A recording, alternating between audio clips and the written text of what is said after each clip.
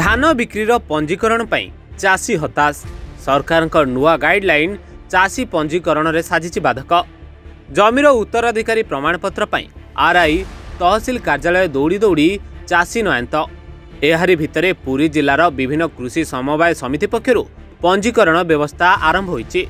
मात्र सरकार नुआ नियम पंजीकरण रे आणुछि समस्या।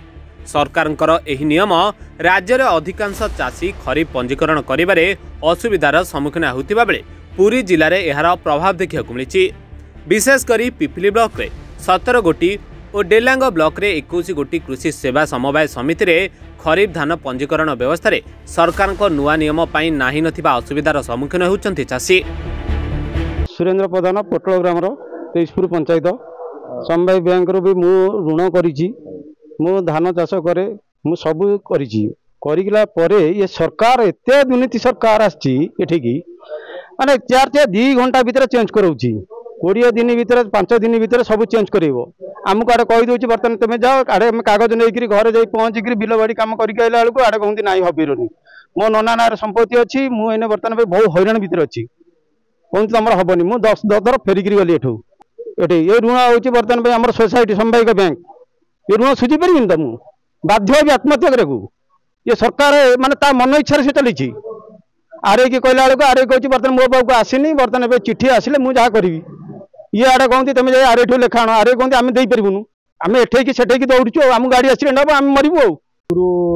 ग्राम तेजपुर समवाय समितिर तेजपुर प्रपुर गाँव जितेन्द्र कुमार रथ आम आज्ञा वंचित हबू। सरकार कौन उद्देश्य चाषी हैरान करने उद्देश्य पंजीकरण न करने उद्देश्य कौन उद्देश्य सरकार जानते कि आम चाषी आज सफर रो मुख्य दाबी रहा तुरंत समस्त चाषी मानकर आम मानकर तुरंत पंजीकरण करा लीगाली करा किंतु आमर पंजीकरण तुरंत करा आम सकाळू आसी संध्या जाए उपास रही घर को फेरू। वर्तमान जो सरकार अपारक सरकार ये विकलांग मुख्यमंत्री ये पागल जोगाण मंत्री प्रतिदिन गोटे गोटे ऑर्डर कर उद्देश्य किभली भाव में चाषी पंजीकरण न करि पारंतु एवं समवाय समिति रे धान बिक्री न करि पारंतु ताको निजर अपारगता को लुचेय को जाई पंजीकरण विभिन्न प्रकार नियम आड़ देखे हैरान करुछन चाषी की दुख घटना। चाषी वर्तमान समय रे धान रोइबो ना सबुदिन सोसाइटी की दौड़िबो। सोसाइटी की आज आसिले गोटे नियम सरकार आसी गतकाली गोटे नियम हेची जिनोलॉजिकल सर्टिफिकेट न आनिले वंशानुक्रमिक सर्टिफिकेट आरआई जदि नदब ताहले से माने रेजिस्ट्रेशन करि परिबे नाही। बापा जेजे बापा अण बापा ना रे संपत्ति अच्छी भाई भाई भितर पड़ुनी जी चाष करुला सी रेजिस्ट्रेशन करुला से सुविधा सरकार आगु देइथिले रेजिस्ट्रेशन करी धान बिक्री करुला सोसाइटी रे।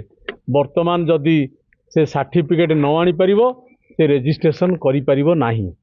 आरआई पाखु गले आरआई माने मना करुछंती आमे सर्टिफिकेट देई परिबु नाही वंशानुक्रमिक सर्टिफिकेट आमे देई परिबु नाही। सुनिबा को पाउची आज कागज रे बाहरिची ओडिशा आरआई महासंघ वर्तमान लिखित भाव में देइछंती जिलापाल एवं सरकार पाखरे जे आमे करि पारिबु नाही जिनोलॉजिकल सर्टिफिकेट आमे देई पारिबु नाही तेणु आमे एतुरु अब्याहति नबाकू चाहूचु बोली देइछंती आरआई माने।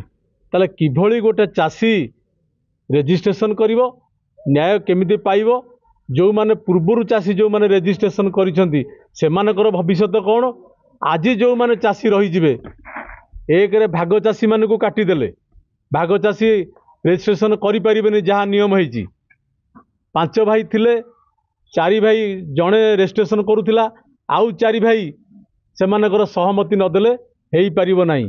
किए दिल्ली रे अच्छी किए बॉम्बे रे अच्छी किए भुवनेश्वर रे अच्छी ता मध्य रेजिस्ट्रेशन रु कटिगला ताले केते जण चाषी रहिबे जो माने रेजिस्ट्रेशन भुक्त हेबे एवं धान देबे।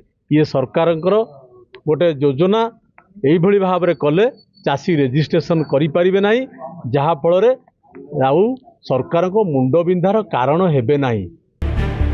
Pipili Jayant Kumar setting report reporters today.